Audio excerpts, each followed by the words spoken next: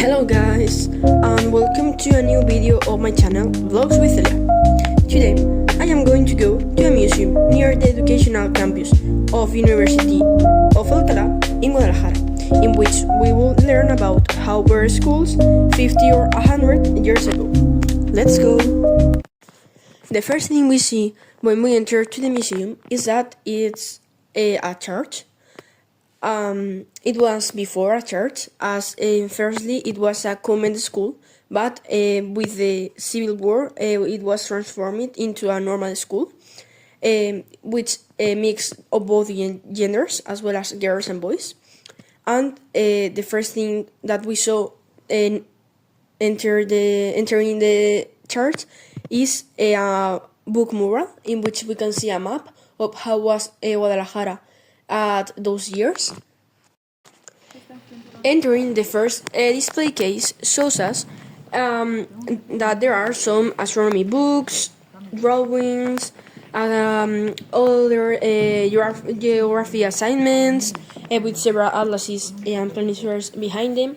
To anyone who don't know what is a planisphere, it's a graphical representation on a plane of a sphere, which can be the terrestrial sphere, which is the Earth, or the celestial sphere, that is the night sky. On the second display case, we can see some different books they made students read depending on their genre. Like as we said before, this school was a mix of genders. As we can see also in some of the photos that were in the walls, that were also of boys' classes, and some of them were about girls' classes. This second display case was dedicated to grammar, with syllabaries that are books to help reading. In addition to this, we there also see that there is a game to learn how to write and to learn nearby an electric dictionary, which you just put a pen on the circle that you want to know which word was, and the electric dictionary just told you. Okay, so passing by the third display case, it amazed me to find some materials, some artistic materials that we use nowadays, such are the pastel paintings or some mandalas, and a book called Artistic Drawing Lessons that were drawn by Emilio Freixas, which are a series of books that I had in my house that were from my grandfather, but it get lost. In the next hall, I can see some maps, some atlases that were used in the classes. For example, one that were from Spain, that were of the dictator ages, and also some desks that were of made of wood, that were very well conserved, as well as some uniforms that were from the kids who were to that school, some photographs about some biblical photographs that were taught to the kids, and the part of this view, of this excursion that makes me saddest is the one that was dedicated to the girls, and that it put in that girls was supposed to carry the family house and to satisfy all her husband's expectations and all her husband's wishes, and that girls on school just have to learn to do basic house things. Okay, so when the trip was finished, I have the luck to talk to my grandmother about all the things I had seen on this trip, and she also helped me to understand better all the stuff that I have saw. I know that my grandmother didn't go to school, but as my grandfather did, I thought that she might be helping me to understand better all of that. She told me that all the materials that my grandfather used on school, all the textbooks or all the exercises, the project that he had to do, there were at my grandparents' house before my grandfather died and before they moved on.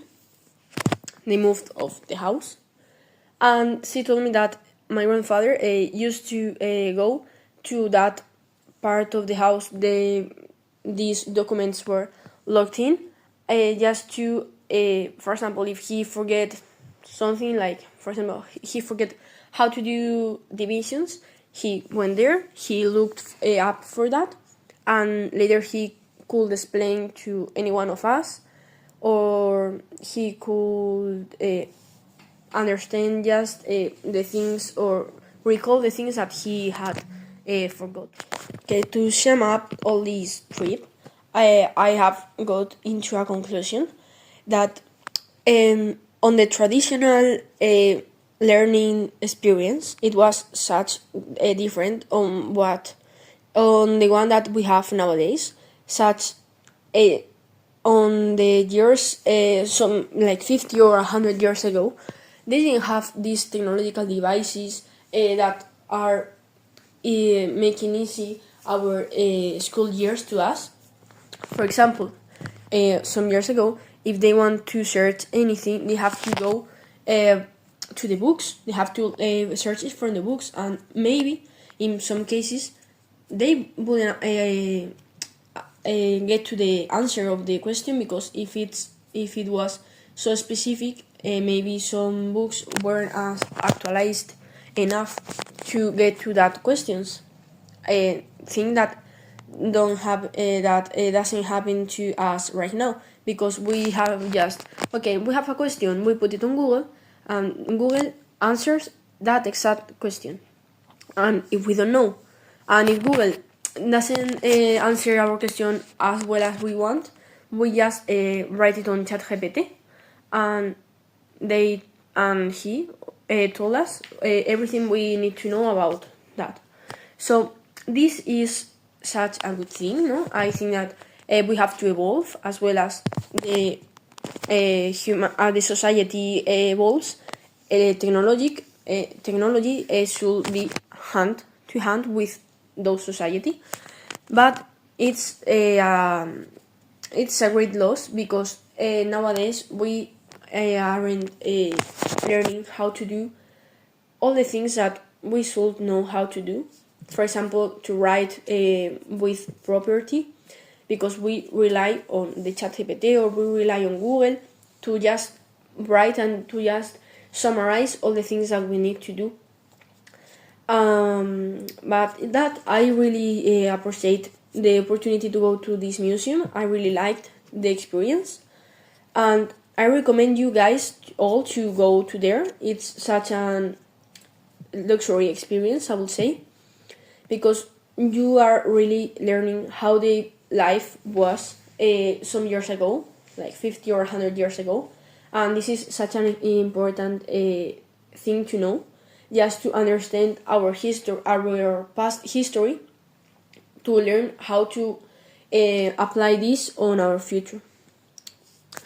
Okay guys, so this will be the last thing of the video. Don't forget to like, to subscribe, and to share, and we will see us on the next vlog.